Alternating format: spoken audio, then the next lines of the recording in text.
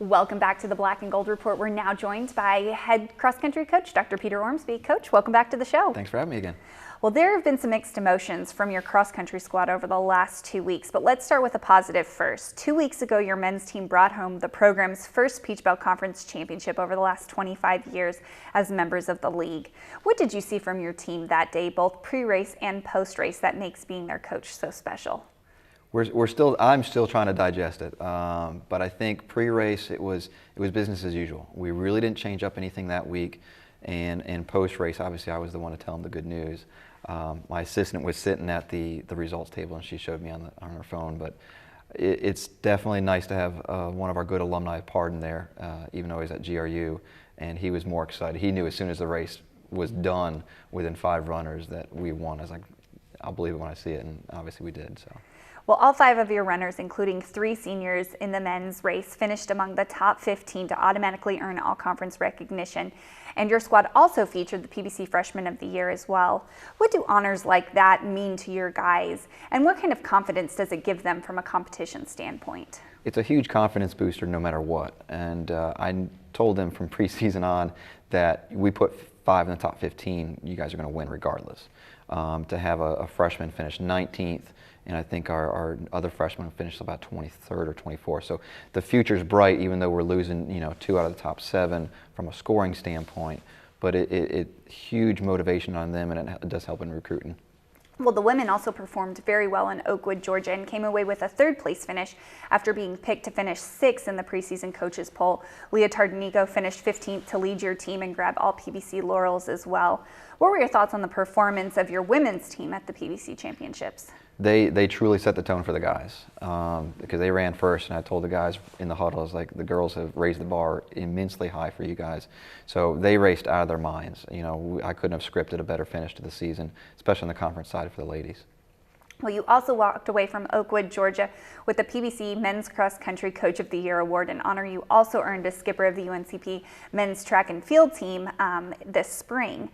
Do awards like that mean something to you as a coach, or is it just another plaque to throw on your wall in your office?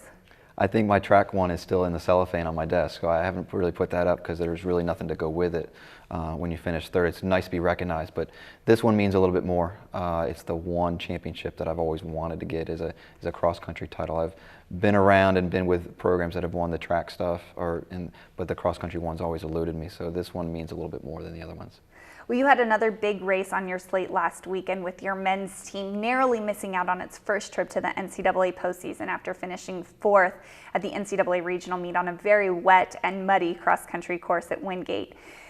It is the highest finish for the men's cross-country team at an NCAA Regional race since the NAIA era. So how proud of you are your team despite the disappointment of the season not continuing? It's a little salty. Obviously, we were about 39 points away from qualifying, and I knew going in I had scored the race based on season bests, and we were about 20 points out of 3rd place. So I knew it was going to be tough. But they all competed.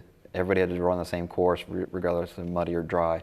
So it comes down to I haven't really taken too much time to think about it, but no, it's when we talk about program history, then it sinks in that we did something really special this year. Well, there was a lot of mud, and your men's and women ran through fairly deep water at certain points of the race. How much did the course conditions factor into the performances of your squads in this extremely important event? The only thing that really changed for us, and obviously that we just told the girls to have fun. They had nothing to lose, and they actually had fun with just being out there and doing that. So we learned a lot. My assistant and I learned a lot of what to tell the guys of how to race. So we just told the guys, if anything, you got to get out. You're going to get more positions if you go out a little harder than we're normally used to. And for some of the younger guys that weren't used to running the 10K, it might have hurt them a little bit. But in the end, if that's the only thing I did wrong this season is just to get them out of their comfort zone a little bit, then it is what it is. Well, you don't get much time to rest as you play the role of head coach for the track and field teams at UNCP, and the indoor season gets underway in just less than a month at the JDL College Kickoff Classic in Winston-Salem. Can you give us a quick preview of your indoor season and what your strengths are for your team and what your expectations are for the Braves heading into the 15-16 season?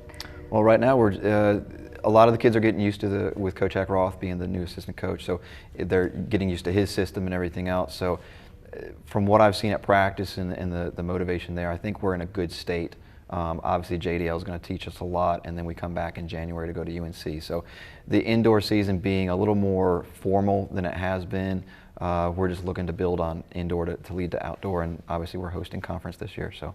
Awesome. Well, thank you so much for being on the show with us today. Thanks for having me.